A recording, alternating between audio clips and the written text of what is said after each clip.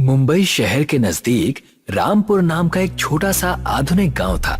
उस गांव में अभिमन्यु नाम का एक व्यक्ति अपनी पत्नी निधि के साथ एक छोटा सा रेस्टोरेंट चलाता था।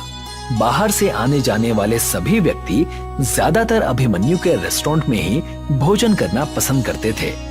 अभिमन्यु की पत्नी ग्राहकों के लिए भोजन अपने हाथों से तैयार करती थी। एक दिन की बात है, बैंक का मैनेजर ताराचंद अपनी पत्नी अनीता के साथ अभिमन्यु के रेस्टोरेंट में भोजन करने के लिए आया। तुम्हारे रेस्टोरेंट की चाउमीन की प्रशंसा तो दूर दूर तक है। आज मेरी पत्नी का चाउमीन खाने का मन हुआ तो मैंने सोचा कि सीधा तुम्हारे रेस्टोरेंट में ले आऊं।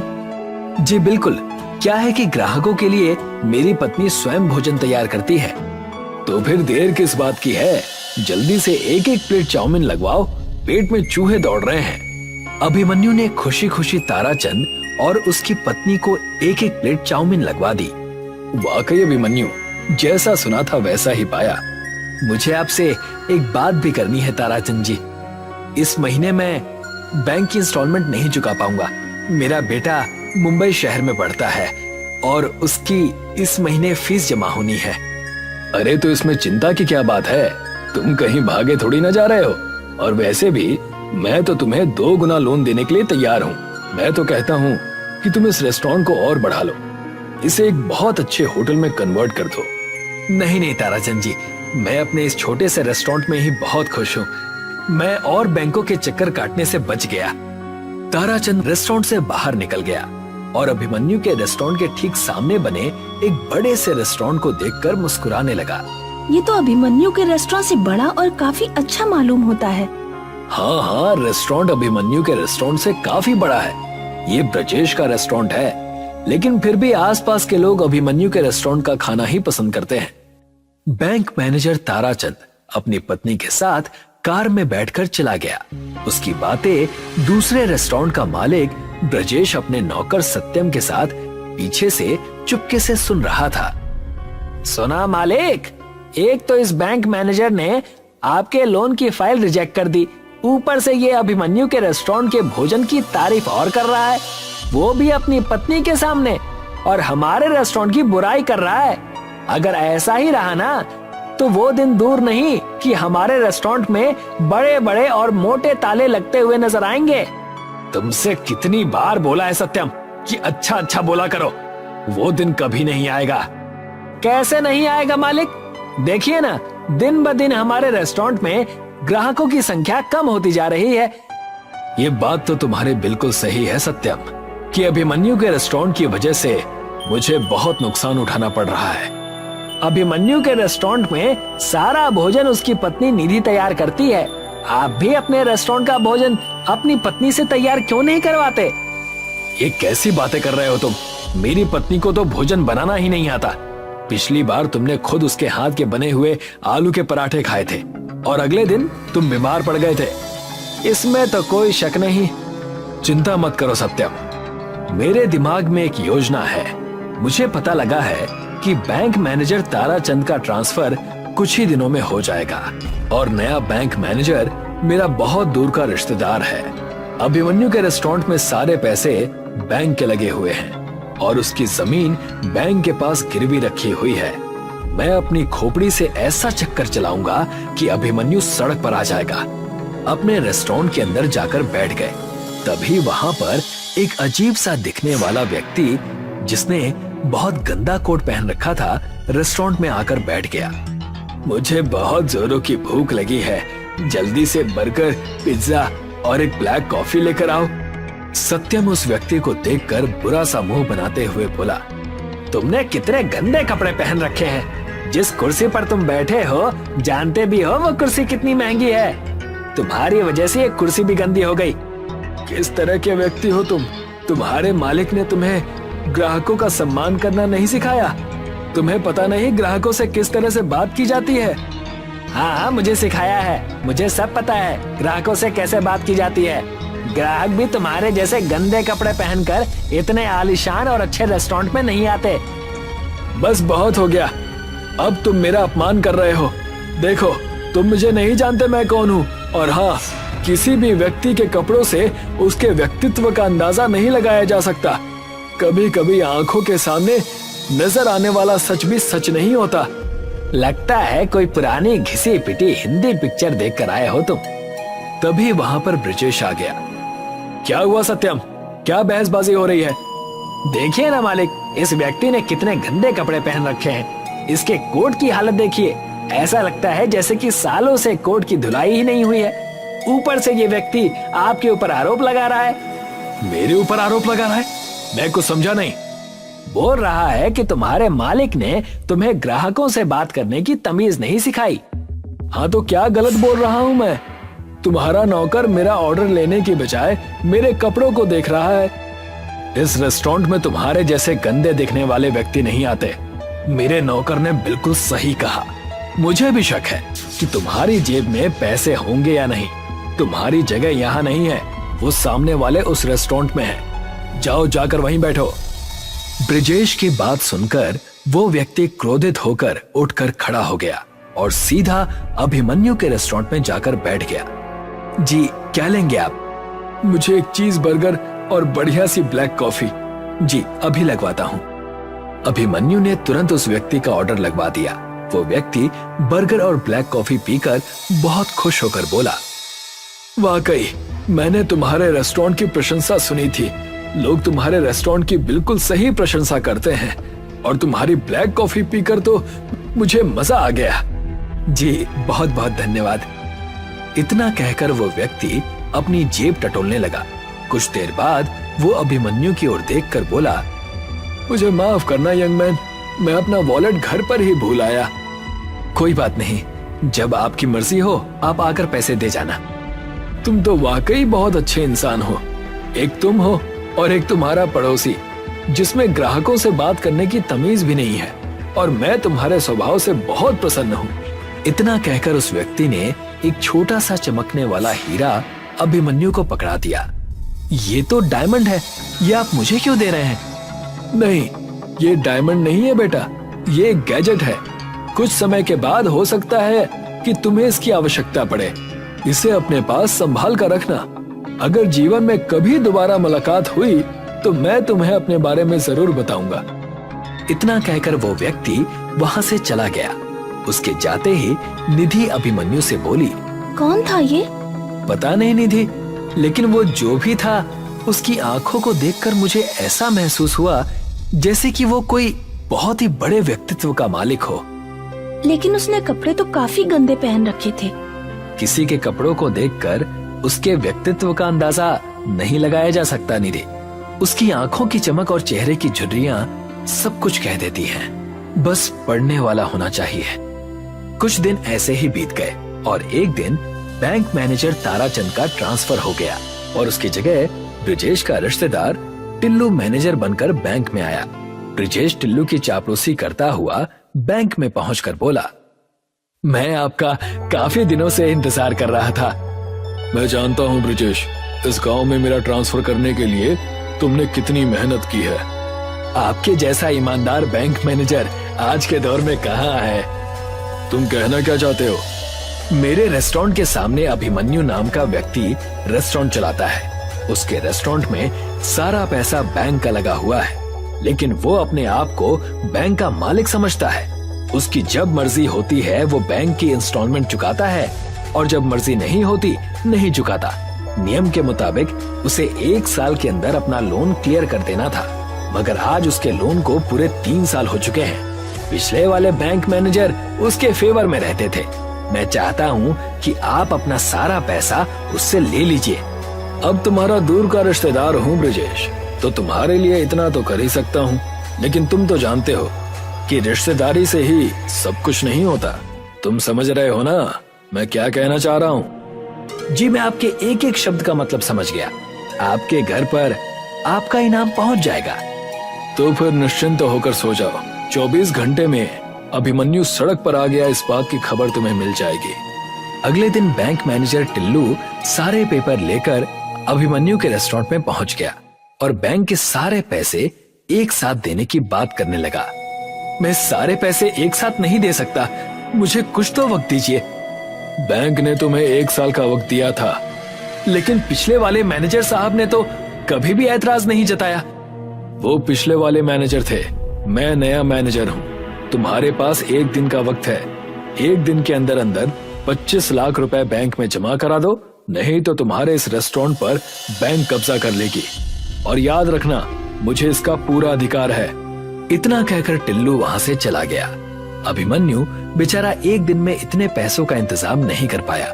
बैंक मैनेजर ने बड़ी चालाकी से अभिमन्यु का घर और रेस्टोरेंट कब्जा लिया और अभिमन्यु को घर से बाहर निकाल दिया। वो दोनों पति पत्नी 2 दिन से भूखे प्यासे थे कि तभी अभिमन्यु को अचानक कुछ याद आया। उसने अपनी कोट की जेब से वही हीरा निकाल लिया। ये तो वही हीरा है ना जो वो गंदा दिखने वाला व्यक्ति देकर गया था। सोच रहा हूँ इस हीरे को बाजार में बेच दूं। अचानक वो हीरा उसके हाथ से छूटकर जमीन पर गिर गया और चारों ओर रंग बिरंगे किरणें फैल गईं। देखते ही देखते अभिमन्यु के सामने एक रेस्टोरेंट खड़ा था। ये कैसे संभव हो सकता है? क्या वो कोई जादूगर था? नहीं निधि, मुझे याद आ गया। उस व्यक्ति ने कहा था कि ये कोई हीरा नहीं बल्कि गैजेट है। ये तो एक अंदर से बहुत आलीशान रेस्टोरेंट लगता है। चलो अंदर चलकर देखते हैं। निधि और अभिमन्यु उस रेस्टोरेंट के अंदर घुस गए। उन्होंने देखा कि उस रेस्टोरेंट के अंदर वेटर के रूप में रोबोट काम कर रहे थे। मिस्टर, आपका स्वागत है रेस्टोरेंट के नए मालिक और आपका भी मिस। अभिमन्यु खुशी से चीखते हुए बोला, ये तो कमाल हो गया निधि। बोलिए मालिक, इस रेस्टोरेंट को कहां पर लेकर चलना है? क्या मतलब? इस रेस्टोरेंट को आप अपनी मर्जी से जहां चाहे ले जा सकते हैं। ये आपका हर आदेश मानेगा। मैं समझ गया, ये एक नई तकनीक से बना हुआ रेस्टोरेंट है। ये विज्ञान का चमत्कार है। मैं समझ गया, वो व्यक्ति बहुत बड़ा साइंटिस्ट था। उस दिन के बाद अभिमन्यु और उसकी पत्नी उसी चलने वाले रेस्टोरेंट में घर घर जाकर सेवा देने लगे। कुछ ही महीने में अभिमन्यु के चलने वाले रेस्टोरेंट का नाम पूरे गांव और आसपास के शहरों में प्रसिद्ध हो गया। अब किसी को भी कुछ भी खाने की जरूरत होती तो अभिमन्यु का रेस्टोरेंट चलकर उसके पास पहुंच जाता। अभिमन्यु ने कुछ ही महीने में बैंक की सारी रकम चुका दी। कुछ कीजिए मालिक, आपने तो उसे सड़क पर ला दिया था, मगर वो तो सड़क पर चलने वाला ही रेस्टोरेंट ले आया। मेरी भी कुछ समझ में नहीं आ रहा सत्यम कि ये चमत्कार हुआ कैसे। पहले तो मेरे रेस्टोरेंट में फिर भी 1-2 लोग आ जाते थे, अब तो उन्होंने भी आना बंद कर दिया है। कौन सी भूल में बैठे हैं मालिक? आपके रेस्टोरेंट में पिछले 2 महीने से कोई ग्राहक नहीं आया। मैं ही बैठा हुआ मक्खियां मार रहा हूँ। चिंता मत करो, मैं आज इस अभिमन्यु का किस्सा ही समाप्त कर दूंगा। आप क्या करेंगे मालिक? मैं उस रेस्टोरेंट को बम से उड़ा दूंगा। सुना है कि जिसको जरूरत होती है वो रेस्टोरेंट स्वयं वहां पहुंच जाता है। इस बार उस रेस्टोरेंट को तुम अपने घर के पास बुलाना, उसके बाद वहीं पर ये सारा खेल खत्म कर देंगे। ब्रिजेश के कहने पर सत्यम ने उस रेस्टोरेंट को अपने घर के पास बड़ी चालाकी से बुला लिया। ब्रिजेश और सत्यम चुपके से उस रेस्टोरेंट में घुस गए। ब्रिजेश के हाथों में एक बड़ा सा बम था, मगर अचानक रेस्टोरेंट में सायरन बजने लगे और एक रोबोट की सेना ने ब्रिजेश और सत्यम को घेर लिया। तुम्हारे हाथों में बम है, ये कैसे संभव है? तुम्हें कैसे पता चला? तभी वहां पर अभिमन्यु और निधि आ गए। मुझे तुमसे ऐसी ही उम्मीद थी ब्रिजेश कि तुम ऐसी ही गिरी हुई घटिया हरकत करोगे। अभिमन्यु ने इतना कहा ही था कि तभी वहां पर वही गंदा सा दिखने वाला व्यक्ति जो अब बहुत साफ सुथरे कपड़े पहना हुआ था, मुस्कुराता हुआ आया। मुझे देखकर तुम लोग इस तरह से हैरान मत हो। मेरा नाम प्रोफेसर हॉकिंस है। मैं एक बहुत बड़ा साइंटिस्ट हूँ। दरअसल इस चलने वाले रेस्टोरेंट को बनाने में मुझे काफी साल लग गए। उस दिन मैं इस प्रयोग में सफल हो गया था और खुशी के मारे मैं अभिमन्यु के रेस्टोरेंट में कुछ खाने के लिए आया था, मगर बाहर मैंने ब्रिजेश की और उसके नौकर की बातें चुपके से सुन ली थी। मैं समझ गया कि ये अभिमन्यु के लिए आने वाले फ्यूचर में कोई ना कोई मुसीबत खड़ी जरूर करेंगे। लेकिन तुम चिंता मत करो, ये अब तुम्हारा ही रहेगा। मैं इस जैसे और गैजेट्स बना लूंगा। पुलिस ने सत्यम और ब्रिजेश को अरेस्ट करके जेल भेज दिया। अभिमन्यु के पास आज भी वो चलने वाला रेस्टोरेंट मौजूद है। एक सदी की बात है जब अंग्रेजों का भारतवर्ष पर कहर फैला हुआ था। जो भी उनके खिलाफ बगावत करता वो उसे अपने बदबूदार जेल में डाल देते। आखिर कब तक इन अंग्रेजों की गुलामी हमें सहनी पड़ेगी? यहाँ रहते रहते 14 साल हो गए हैं। कुछ दिनों में हम बस यहाँ से छूट जाएंगे, लेकिन हम बाहर जाकर करेंगे क्या? मैं तो सबसे पहले अपने परिवार से जाकर मिलूंगा। मेरी बेटी बहुत बड़ी हो चुकी होगी। पिछले 14 साल से मैंने उसे देखा तक नहीं है। कमल और करिया अंग्रेजों के झूठे आरोपों की वजह से कैद हो गए थे। पूरे 14 साल जेल में बिताने के बाद आखिर उनके छूटने का दिन आ गया था। दोनों बहुत ही ज्यादा खुश थे। मैं उम्मीद करता हूँ कि तुम सबक सीख कर जाओगे और तुम भी उम्मीद करना कि हम दोबारा नहीं मिलेंगे। कमल और करिया जेल से छूटकर तुरंत अपने घर जाते हैं। दोनों एक ही गांव के निवासी थे। कमल अपने परिवार, अपनी बेटी विद्या से मिलने के लिए बड़ा ही खुश होता है और जैसे ही घर जाता है वहां जाकर देखता है कि वहां पर एक टूटी फूटी मकान है। सुषमा, पायल, कहाँ हो तुम दोनों? देखो मैं आ गया। कुछ देर आवाज लगाने पर भी वहां कोई नहीं आया। तब गांव के एक घुम्मड़ काका ने कमल से कहा, कौन हो तुम बेटा और किसे आवाज लगा रहे हो? अरे घुमक्कड़ काका, आप तो बूढ़े हो गए। मुझे पहचाना? मैं कमल, आज ही जेल से छूटा हूँ। अरे आओ आओ कमल बेटा आओ। तुम्हारी तबीयत कैसी है? वो सब छोड़िए, मुझे ये बताइए कि मेरी पत्नी और मेरी बेटी कहाँ हैं? मेरी आंखें उन्हें देखने के लिए तरस गई हैं। क्या बताऊं बेटा, तुम्हारे जेल जाने के बाद तुम्हारे घर का बुरा हाल था। सुषमा बेचारी लोगों के घरों में जाकर झाड़ू बर्तन करती थी और तुम्हारी बेटी पढ़ाई के लिए तरस रही है। भगवान ने मेरे परिवार का बहुत बुरा हाल किया है।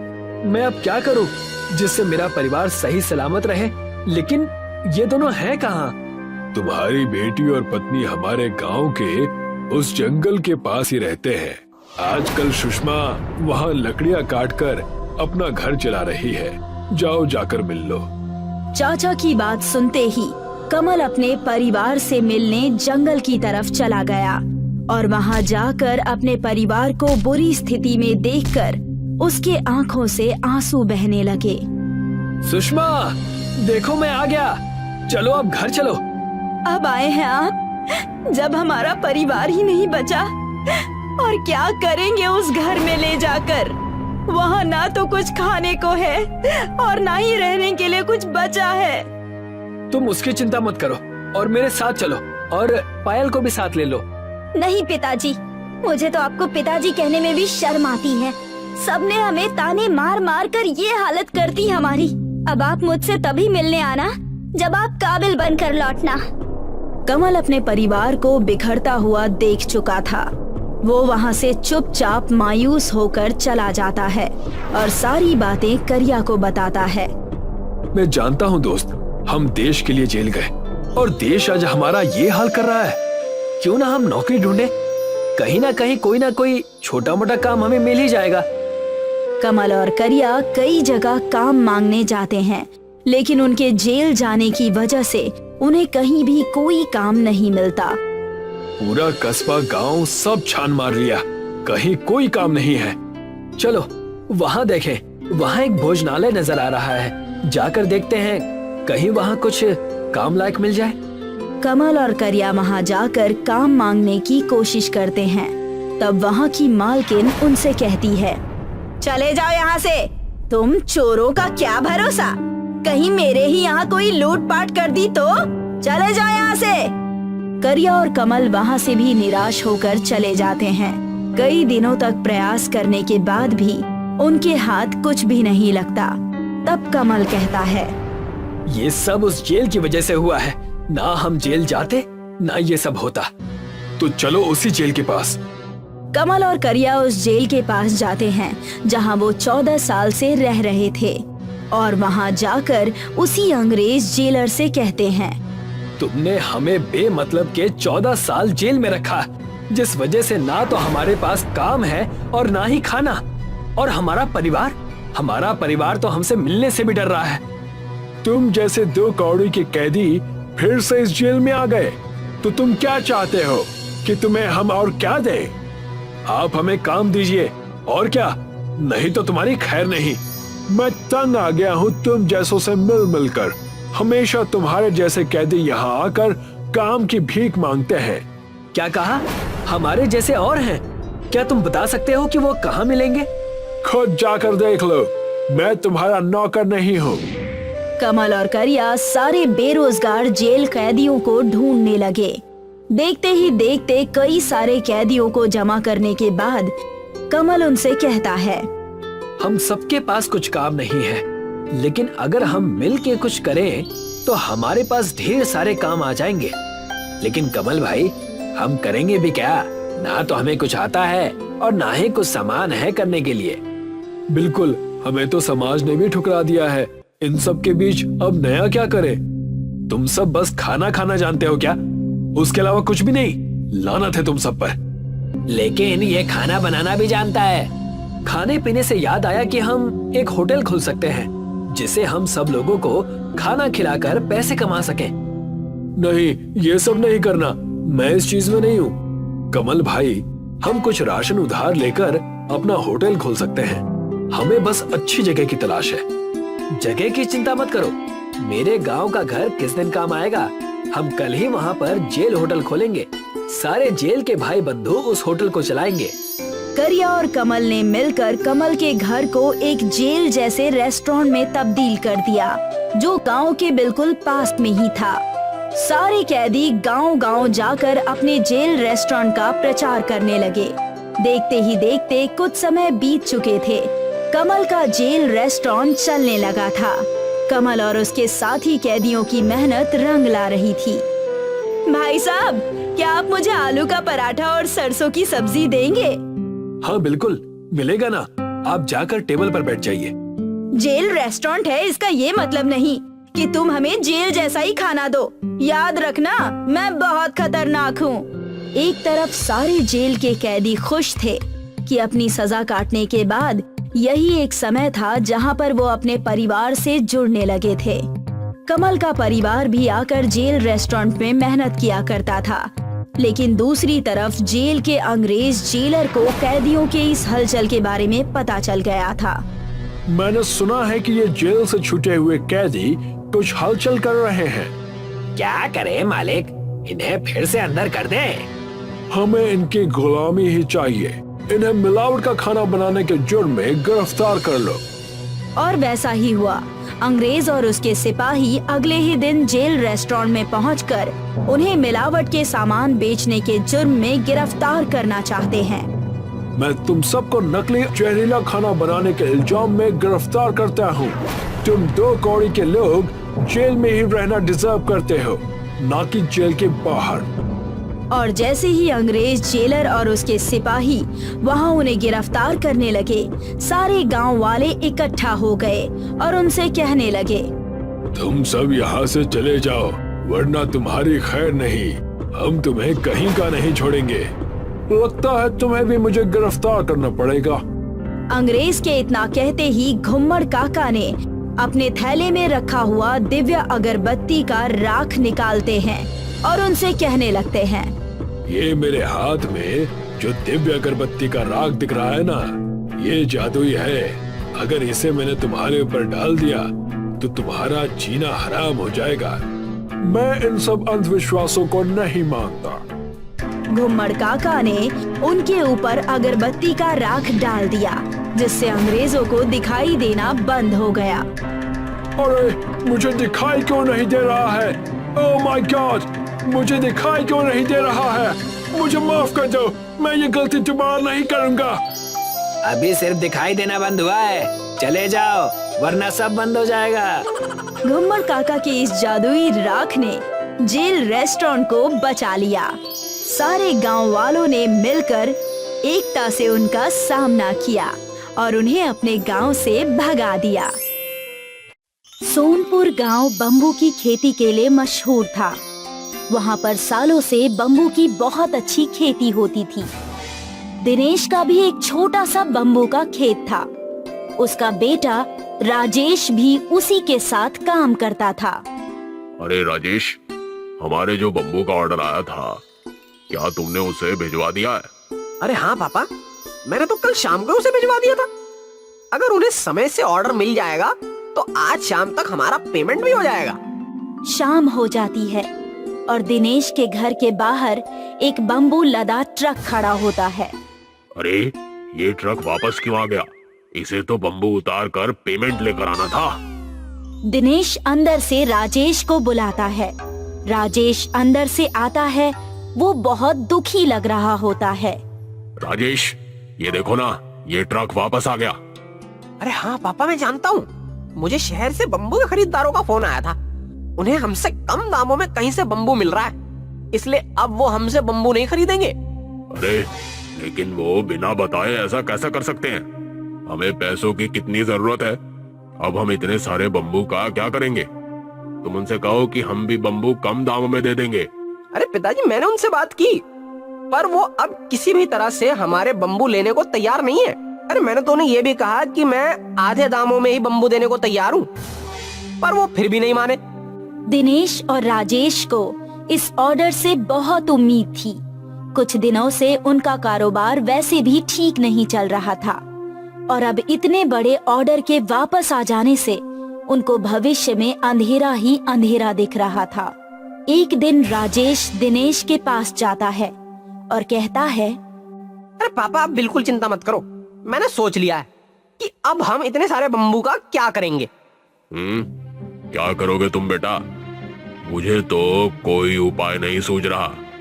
मैंने तो अपने सारे दोस्तों से मदद मांगने की कोशिश की, पर कोई भी हमारी मदद करने को तैयार नहीं है। अब सभी की हालत खराब है। मार्केट में बम्बू के दाम भी गिरते जा रहे हैं। अरे हाँ पापा, इसलिए मैंने सोचा है कि अब हम बम्बू का कारोबार नहीं करेंगे। अरे बेटा, हमारे पास और है ही क्या? हम और क्या कर सकते हैं? अरे पिताजी, अब हम पिज्जा बनाएंगे। है? क्या? पिज्जा? वो कैसे? पापा, मेरे दोस्त का शहर से फोन आया था। मैंने उसे अपने हालात बताए तो उसने मुझे एक बहुत अच्छा उपाय बताया। शहर में पिज्जा का बहुत क्रेज है। अलग अलग तरह के पिज्जा मिलते हैं।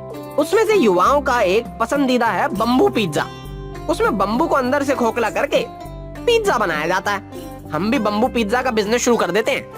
अरे पर बेटा, हमें तो इसके बारे में कुछ भी जानकारी नहीं है। अरे पापा, आप चिंता मत करो। अरे मेरे दोस्त ने कहा है वो हमारी हर तरीके से मदद करेगा। राजेश दिनेश के साथ मिलकर बम्बू पिज्जा बनाने की सारी तैयारी करता है और फिर धीरे धीरे बम्बू पिज्जा बनाना सीख जाता है। उसके बाद वो तय करता है कि वो एक दुकान बनाएगा।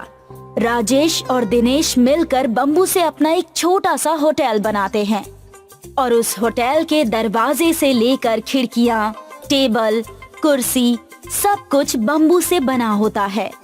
शुरू में तो उनके होटल में कोई भी नहीं आता था, पर एक दिन कॉलेज के 2 लड़के उनके होटल में आते हैं। अरे भाई वाह सुरेश, कितना मस्त होटल है। ये तो पूरा बम्बू से बना हुआ है और यहाँ लिखा है हमारी स्पेशलिटी है बम्बू पिज्जा।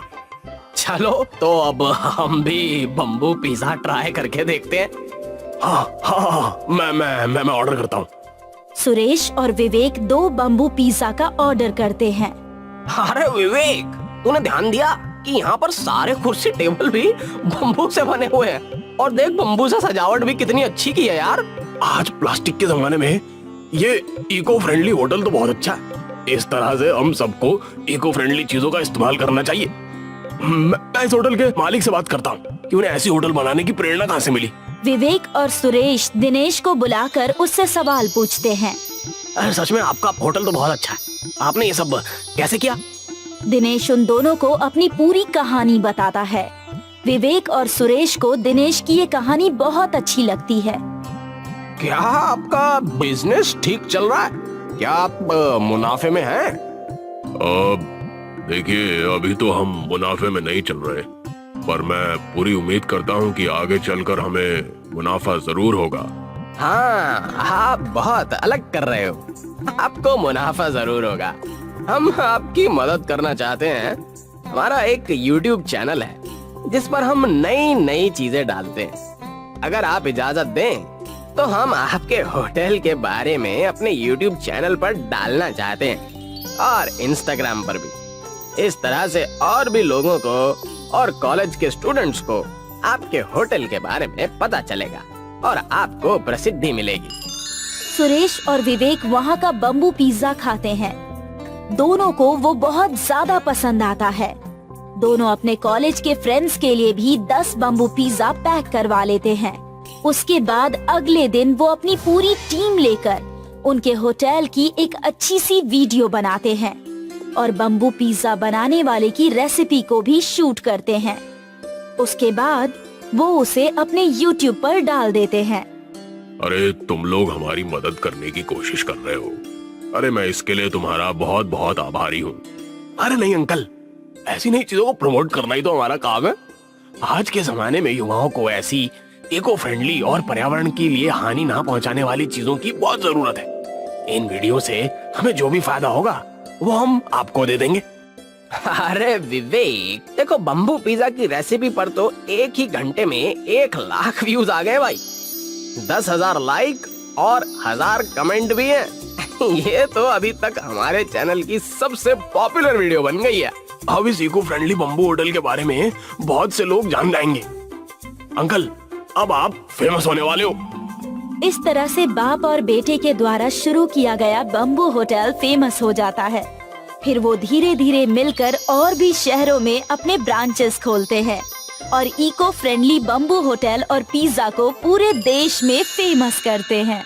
मुंबई शहर के नजदीक रामपुर नाम का एक छोटा सा आधुनिक गांव था। उस गांव में अभिमन्यु नाम का एक व्यक्ति अपनी पत्नी निधि के साथ एक छोटा सा रेस्टोरेंट चलाता था। बाहर से आने जाने वाले सभी व्यक्ति ज्यादातर अभिमन्यु के रेस्टोरेंट में ही भोजन करना पसंद करते थे। अभिमन्यु की पत्नी ग्राहकों के लिए भोजन अपने हाथों से तैयार करती थी। एक दिन की बात है, बैंक का मैनेजर ताराचंद अपनी पत्नी अनीता के साथ अभिमन्यु के रेस्टोरेंट में भोजन करने के लिए आया। तुम्हारे रेस्टोरेंट की चाउमीन की प्रशंसा तो दूर दूर तक है। आज मेरी पत्नी का चाउमीन खाने का मन हुआ तो मैंने सोचा कि सीधा तुम्हारे रेस्टोरेंट में ले आऊं। जी बिल्कुल, क्या है कि ग्राहकों के लिए मेरी पत्नी स्वयं भोजन तैयार करती है।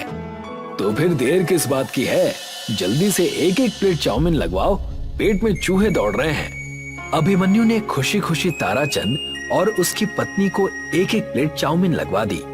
वाकई अभिमन्यु, जैसा सुना था वैसा ही पाया। मुझे आपसे एक बात भी करनी है ताराचंद जी।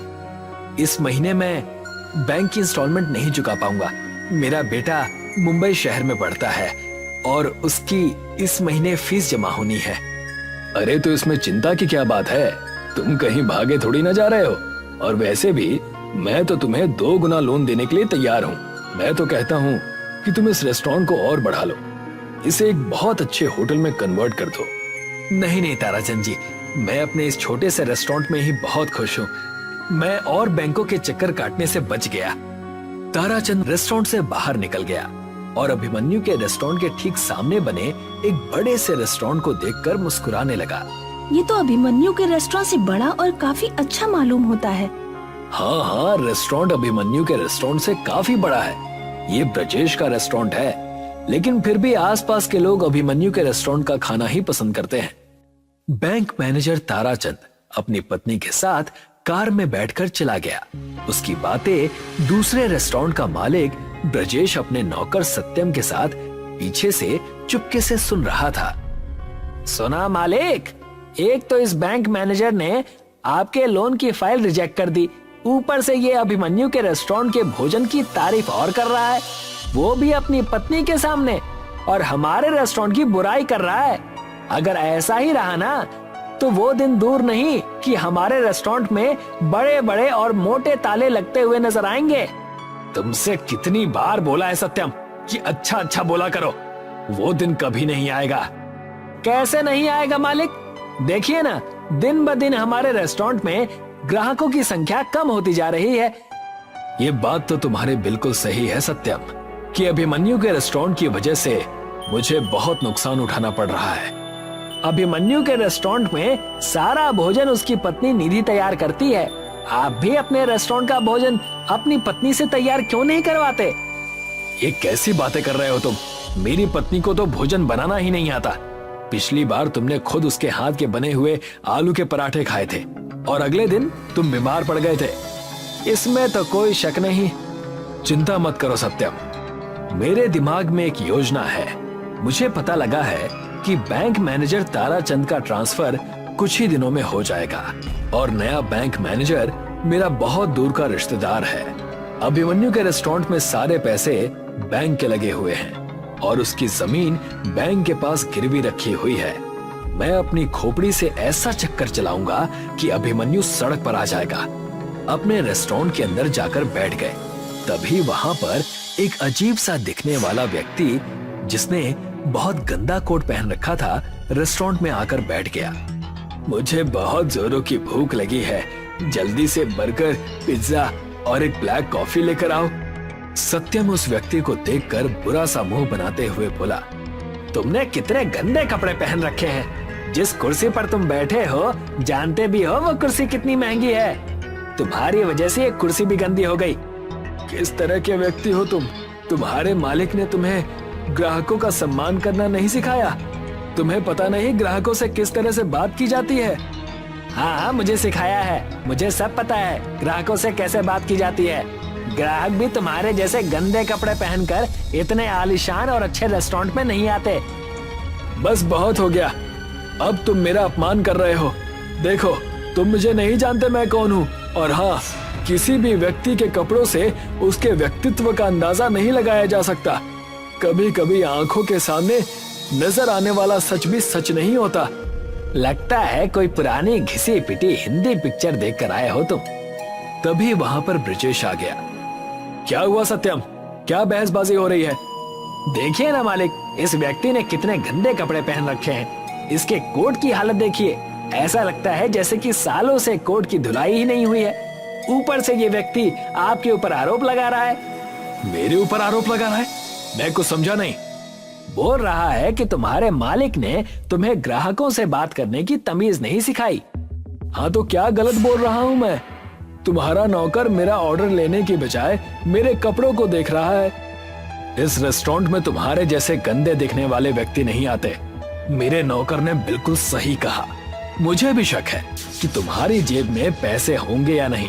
तुम्हारी जगह यहाँ नहीं है, वो सामने वाले उस रेस्टोरेंट में है। जाओ, जाकर वहीं बैठो।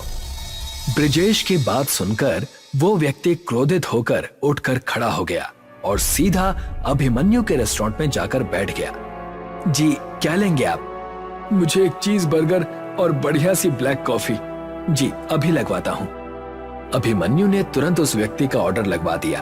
वो व्यक्ति बर्गर और ब्लैक कॉफी पीकर बहुत खुश होकर बोला, वाकई मैंने तुम्हारे रेस्टोरेंट की प्रशंसा सुनी थी। लोग तुम्हारे रेस्टोरेंट की बिल्कुल सही प्रशंसा करते हैं और तुम्हारी ब्लैक कॉफी पीकर तो मुझे मजा आ गया। जी, बहुत बहुत धन्यवाद। इतना कहकर वो व्यक्ति अपनी जेब टटोलने लगा। कुछ देर बाद वो अभिमन्यु की ओर देखकर बोला, मुझे माफ करना यंग मैन, मैं अपना वॉलेट घर पर ही भूल आया। कोई बात नहीं, जब आपकी मर्जी हो आप आकर पैसे दे जाना। तुम तो वाकई बहुत अच्छे इंसान हो। एक तुम हो और एक तुम्हारा पड़ोसी जिसमें ग्राहकों से बात करने की तमीज भी नहीं है, और मैं तुम्हारे स्वभाव से बहुत प्रसन्न हूँ। इतना कहकर उस व्यक्ति ने एक छोटा सा चमकने वाला हीरा अभिमन्यु को पकड़ा दिया। ये तो डायमंड है, ये आप मुझे क्यों दे रहे हैं? नहीं, ये डायमंड नहीं है बेटा, ये एक गैजेट है। कुछ समय के बाद हो सकता है कि तुम्हें इसकी आवश्यकता पड़े। इसे अपने पास संभाल कर रखना। अगर जीवन में कभी दोबारा मुलाकात हुई तो मैं तुम्हें अपने बारे में जरूर बताऊंगा। इतना कहकर वो व्यक्ति वहां से चला गया। उसके जाते ही निधि अभिमन्यु से बोली, कौन था ये? पता नहीं निधि, लेकिन वो जो भी था उसकी आंखों को देखकर मुझे ऐसा महसूस हुआ जैसे कि वो कोई बहुत ही बड़े व्यक्तित्व का मालिक हो। लेकिन उसने कपड़े तो काफी गंदे पहन रखे थे। किसी के कपड़ों को देखकर उसके व्यक्तित्व का अंदाजा नहीं लगाया जा सकता निधि।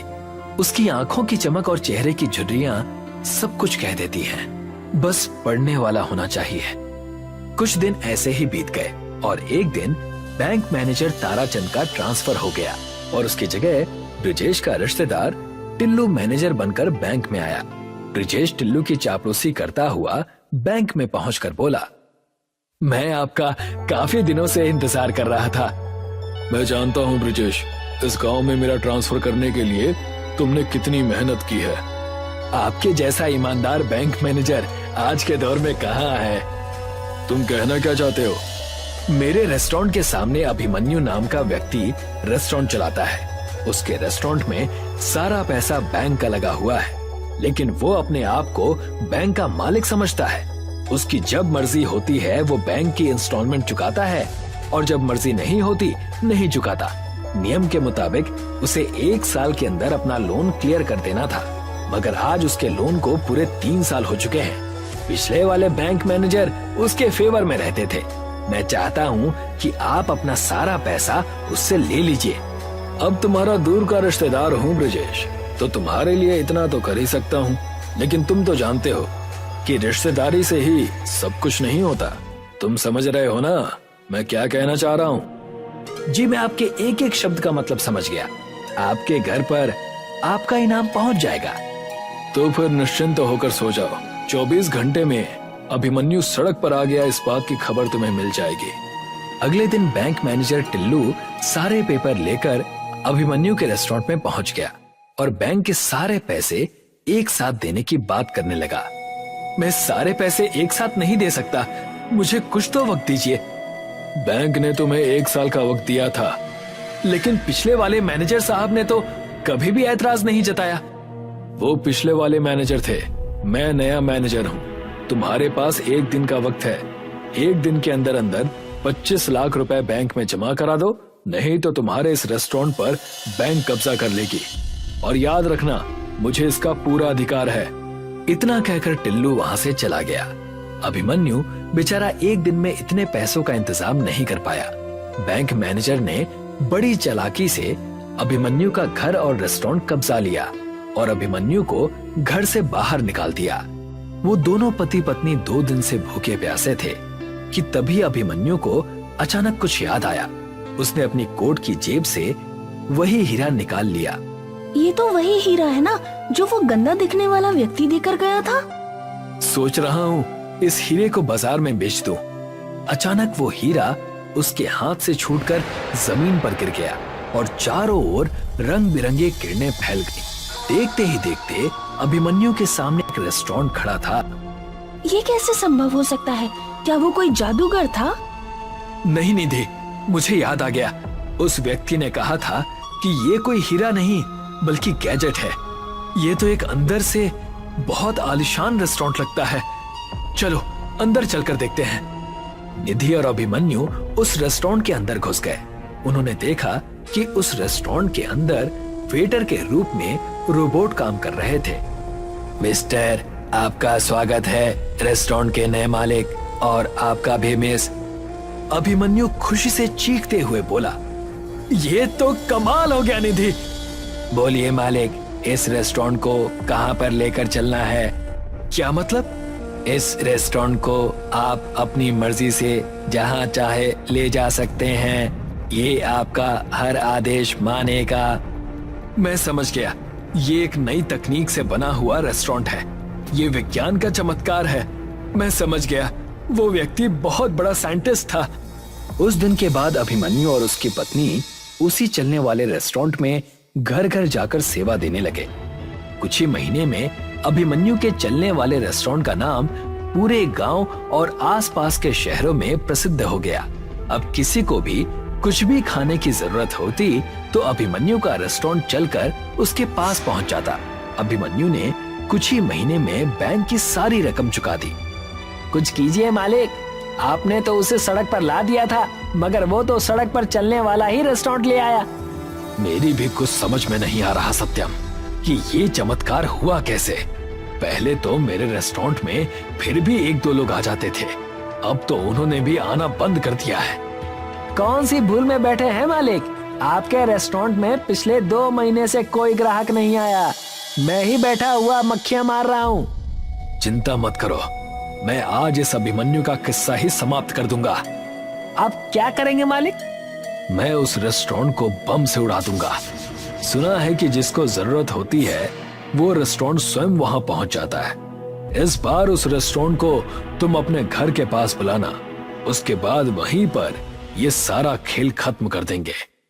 ब्रिजेश के कहने पर सत्यम ने उस रेस्टोरेंट को अपने घर के पास बड़ी चालाकी से बुला लिया। ब्रिजेश और सत्यम चुपके से उस रेस्टोरेंट में घुस गए।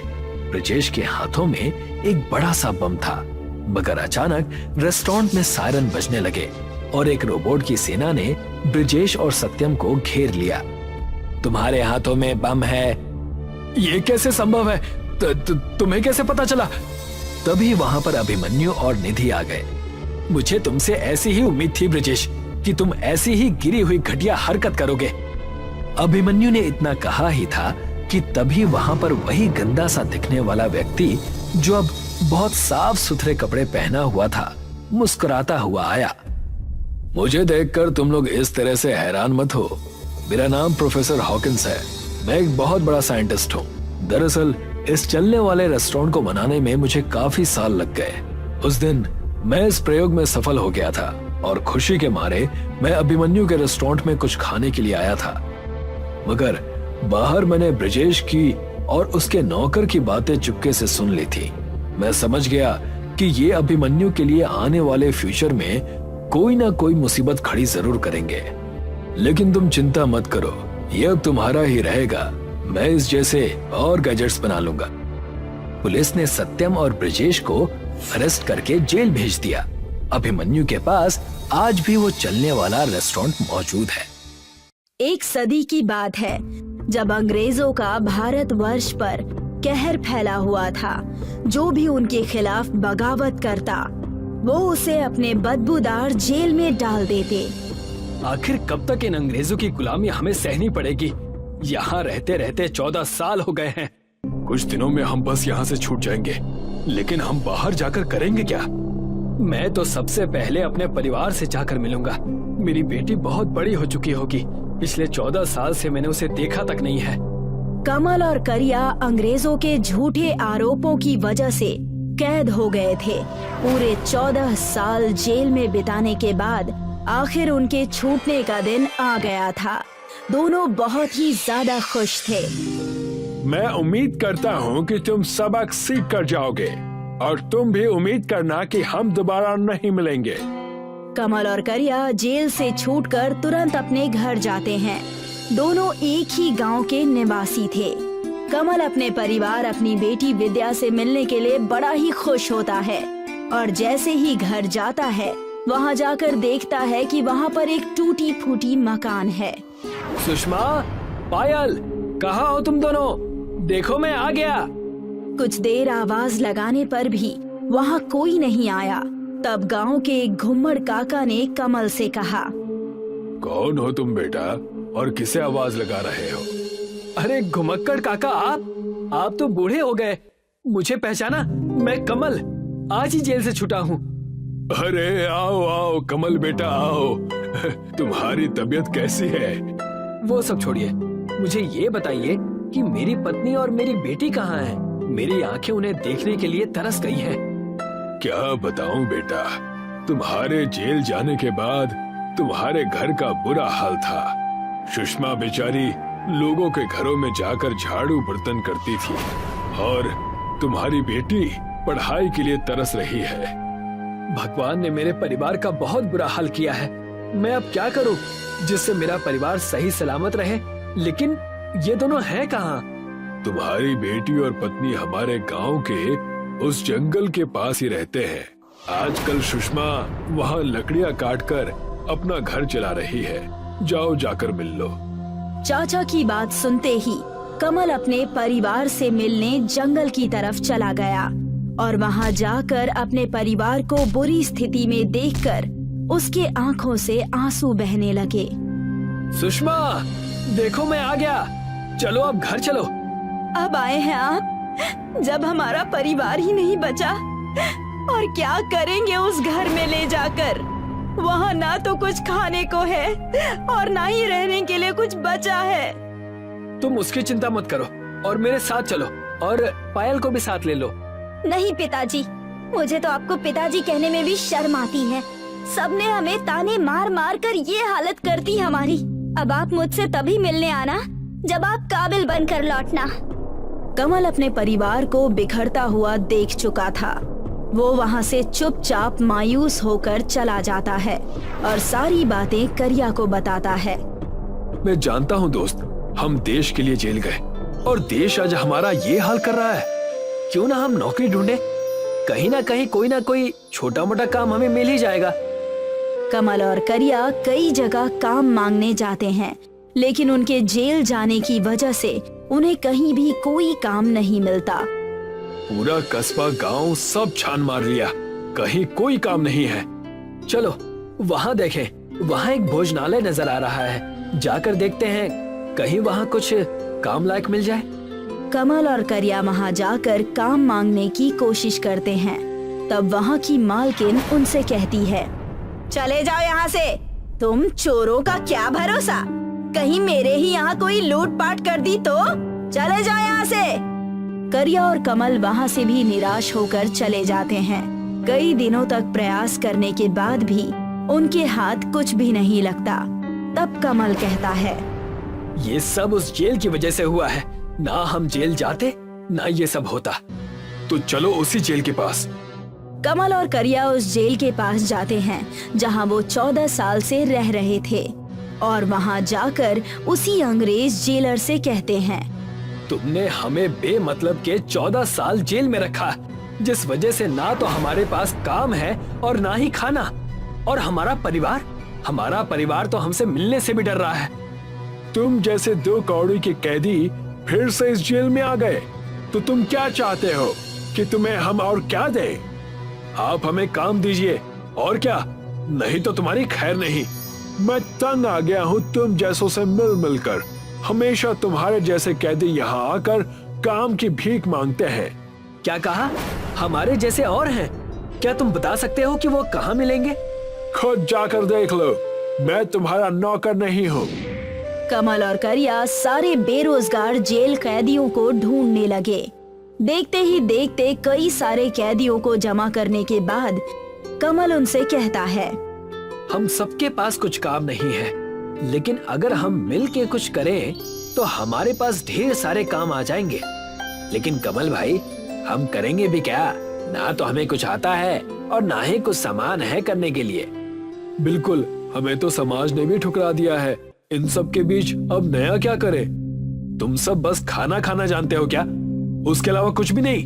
लानत है तुम सब पर। लेकिन ये खाना बनाना भी जानता है। खाने पीने से याद आया कि हम एक होटल खोल सकते हैं, जिसे हम सब लोगों को खाना खिलाकर पैसे कमा सकें। नहीं, ये सब नहीं करना, मैं इस चीज में नहीं हूँ। कमल भाई, हम कुछ राशन उधार लेकर अपना होटल खोल सकते हैं। हमें बस अच्छी जगह की तलाश है। जगह की चिंता मत करो, मेरे गांव का घर किस दिन काम आएगा। हम कल ही वहाँ पर जेल होटल खोलेंगे। सारे जेल के भाई बंधु उस होटल को चलाएंगे। करिया और कमल ने मिलकर कमल के घर को एक जेल जैसे रेस्टोरेंट में तब्दील कर दिया, जो गांव के बिल्कुल पास में ही था। सारे कैदी गांव-गांव जाकर अपने जेल रेस्टोरेंट का प्रचार करने लगे। देखते ही देखते कुछ समय बीत चुके थे। कमल का जेल रेस्टोरेंट चलने लगा था। कमल और उसके साथी कैदियों की मेहनत रंग ला रही थी। भाई साहब, क्या आप मुझे आलू का पराठा और सरसों की सब्जी देंगे? हाँ बिल्कुल, मिलेगा ना। आप जाकर टेबल पर बैठ जाइए। जेल रेस्टोरेंट है, इसका ये मतलब नहीं कि तुम हमें जेल जैसा ही खाना दो। याद रखना, मैं बहुत खतरनाक हूँ। एक तरफ सारे जेल के कैदी खुश थे कि अपनी सजा काटने के बाद यही एक समय था जहाँ पर वो अपने परिवार से जुड़ने लगे थे। कमल का परिवार भी आकर जेल रेस्टोरेंट में मेहनत किया करता था, लेकिन दूसरी तरफ जेल के अंग्रेज जेलर को कैदियों के इस हलचल के बारे में पता चल गया था। मैंने सुना है कि ये जेल से छूटे हुए कैदी कुछ हलचल कर रहे हैं। क्या करें मालिक, इन्हें फिर से अंदर कर दें? हमें इनकी गुलामी ही चाहिए। इन्हें मिलावट का खाना बनाने के जुर्म में गिरफ्तार कर लो। और वैसा ही हुआ। अंग्रेज और उसके सिपाही अगले ही दिन जेल रेस्टोरेंट में पहुंचकर उन्हें मिलावट के सामान बेचने के जुर्म में गिरफ्तार करना चाहते हैं। मैं तुम सबको नकली जहरीला खाना बनाने के इल्जाम में गिरफ्तार करता हूँ। तुम 2 कौड़ी के लोग जेल में ही रहना डिजर्व करते हो, ना कि जेल के बाहर। और जैसे ही अंग्रेज जेलर और उसके सिपाही वहां उन्हें गिरफ्तार करने लगे, सारे गांव वाले इकट्ठा हो गए और उनसे कहने लगे, तुम सब यहाँ से चले जाओ, वरना तुम्हारी खैर नहीं। हम तुम्हें कहीं का नहीं छोड़ेंगे। लगता है तुम्हें भी मुझे गिरफ्तार करना पड़ेगा। अंग्रेज के इतना कहते ही घुम्मड़ काका ने अपने थैले में रखा हुआ दिव्य अगरबत्ती का राख निकालते हैं और उनसे कहने लगते हैं, ये मेरे हाथ में जो दिव्य अगरबत्ती का राख दिख रहा है ना, ये जादुई है। अगर इसे मैंने तुम्हारे ऊपर डाल दिया तो तुम्हारा जीना हराम हो जाएगा। मैं इन सब अंधविश्वासों को नहीं मानता। घुम्मड़ काका ने उनके ऊपर अगरबत्ती का राख डाल दिया, जिससे अंग्रेजों को दिखाई देना बंद हो गया। अरे मुझे दिखाई क्यों नहीं दे रहा है? ओह माय गॉड, मुझे दिखाई क्यों नहीं दे रहा है? मुझे माफ कर दो, मैं ये गलती दोबारा नहीं करूंगा।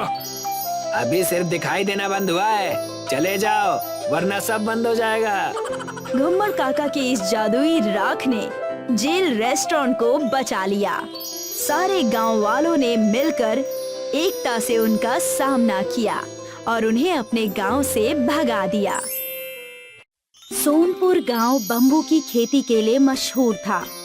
वहां पर सालों से बम्बू की बहुत अच्छी खेती होती थी। दिनेश का भी एक छोटा सा बम्बू का खेत था। उसका बेटा राजेश भी उसी के साथ काम करता था। अरे राजेश, हमारे जो बम्बू का ऑर्डर आया था, क्या तुमने उसे भिजवा दिया है? अरे हाँ पापा, मैंने तो कल शाम को उसे भिजवा दिया था। अगर उन्हें समय से ऑर्डर मिल जाएगा तो आज शाम तक हमारा पेमेंट भी हो जाएगा। शाम हो जाती है और दिनेश के घर के बाहर एक बम्बू लदा ट्रक खड़ा होता है। अरे ये ट्रक वापस क्यों आ गया? इसे तो बम्बू उतार कर पेमेंट लेकर आना था। दिनेश अंदर से राजेश को बुलाता है। राजेश अंदर से आता है। वो बहुत दुखी लग रहा होता है। राजेश, ये देखो ना, ये ट्रक वापस आ गया। अरे हाँ पापा, मैं जानता हूँ। मुझे शहर से बम्बू के खरीदारों का फोन आया था। उन्हें हमसे कम दामों में कहीं से बम्बू मिल रहा है, इसलिए अब वो हमसे बम्बू नहीं खरीदेंगे। अरे लेकिन वो बिना बताए ऐसा कैसा कर सकते हैं? हमें पैसों की कितनी जरूरत है। अब हम इतने सारे बम्बू का क्या करेंगे? तुम उनसे कहो कि हम भी बम्बू कम दामों में दे देंगे। अरे पिताजी, मैंने उनसे बात की, पर वो अब किसी भी तरह से हमारे बम्बू लेने को तैयार नहीं है। अरे मैंने तो उन्हें ये भी कहा कि मैं आधे दामों में ही बम्बू देने को तैयार हूँ, पर वो फिर भी नहीं माने। दिनेश और राजेश को इस ऑर्डर से बहुत उम्मीद थी। कुछ दिनों से उनका कारोबार वैसे भी ठीक नहीं चल रहा था और अब इतने बड़े ऑर्डर के वापस आ जाने से उनको भविष्य में अंधेरा ही अंधेरा दिख रहा था। एक दिन राजेश दिनेश के पास जाता है और कहता है, अरे पापा, आप बिल्कुल चिंता मत करो। मैंने सोच लिया है कि अब हम इतने सारे बम्बू का क्या करेंगे। क्या करोगे तुम बेटा? मुझे तो कोई उपाय नहीं सूझ रहा। मैंने तो अपने सारे दोस्तों से मदद मांगने की कोशिश की, पर कोई भी हमारी मदद करने को तैयार नहीं है। अब सभी की हालत खराब है। मार्केट में बम्बू के दाम भी गिरते जा रहे हैं।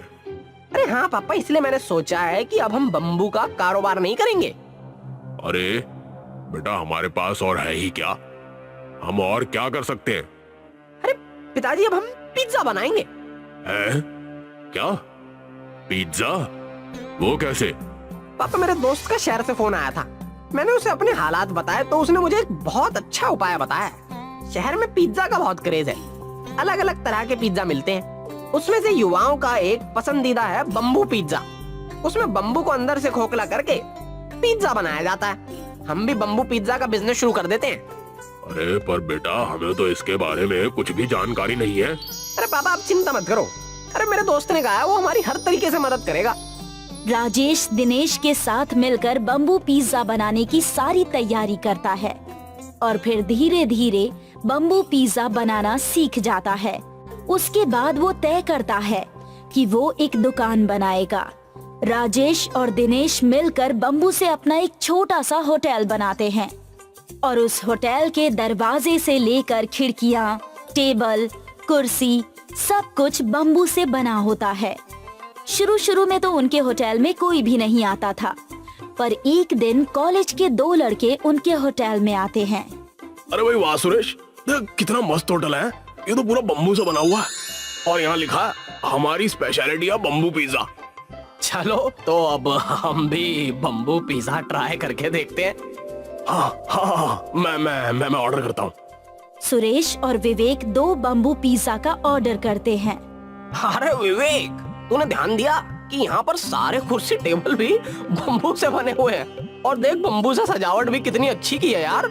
आज प्लास्टिक के जमाने में ये इको फ्रेंडली होटल तो बहुत अच्छा है। इस तरह से हम सबको इको फ्रेंडली चीजों का इस्तेमाल करना चाहिए। मैं इस होटल के मालिक से बात करता हूँ कि उन्हें ऐसी होटल बनाने की प्रेरणा कहाँ से मिली। विवेक और सुरेश दिनेश को बुलाकर उससे सवाल पूछते हैं। अरे सच में आपका होटल तो बहुत अच्छा है, आपने ये सब कैसे किया? दिनेश उन दोनों को अपनी पूरी कहानी बताता है। विवेक और सुरेश को दिनेश की ये कहानी बहुत अच्छी लगती है। क्या आपका बिजनेस ठीक चल रहा है?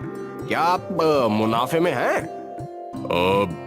देखिए, अभी तो हम मुनाफे में नहीं चल रहे, पर मैं पूरी उम्मीद करता हूँ कि आगे चलकर हमें मुनाफा जरूर होगा। हाँ, आप बहुत अलग कर रहे हो, आपको मुनाफा जरूर होगा। हम आपकी मदद करना चाहते हैं।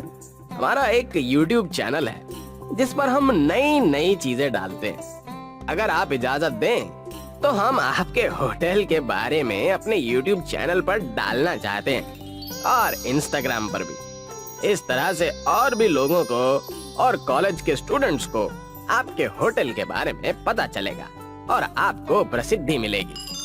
सुरेश और विवेक वहाँ का बम्बू पिज्जा खाते हैं। दोनों को वो बहुत ज्यादा पसंद आता है। दोनों अपने कॉलेज के फ्रेंड्स के लिए भी 10 बम्बू पिज्जा पैक करवा लेते हैं। उसके बाद अगले दिन वो अपनी पूरी टीम लेकर उनके होटल की एक अच्छी सी वीडियो बनाते हैं और बम्बू पिज्जा बनाने वाले की रेसिपी को भी शूट करते हैं। उसके बाद वो उसे अपने YouTube पर डाल देते हैं। अरे तुम लोग हमारी मदद करने की कोशिश कर रहे हो। अरे मैं इसके लिए तुम्हारा बहुत बहुत आभारी हूँ। अरे नहीं अंकल, ऐसी नई चीजों को प्रमोट करना ही तो हमारा काम है। आज के जमाने में युवाओं को ऐसी इको फ्रेंडली और पर्यावरण के लिए हानि ना पहुंचाने वाली चीजों की बहुत जरूरत है। इन वीडियो से हमें जो भी फायदा होगा वो हम आपको दे देंगे। अरे विवेक, देखो बम्बू पिज्जा की रेसिपी पर तो एक ही घंटे में 1 लाख व्यूज आ गए भाई। 10,000 लाइक और 1000 कमेंट भी हैं। ये तो अभी तक हमारे चैनल की सबसे पॉपुलर वीडियो बन गई है। अब इस इको फ्रेंडली बम्बू होटल के बारे में बहुत से लोग जान जाएंगे। अंकल, अब आप फेमस होने वाले हो। इस तरह से बाप और बेटे के द्वारा शुरू किया गया बम्बू होटल फेमस हो जाता है। फिर वो धीरे धीरे मिलकर और भी शहरों में अपने ब्रांचेस खोलते हैं और इको फ्रेंडली बम्बू होटल और पिज्जा को पूरे देश में फेमस करते हैं।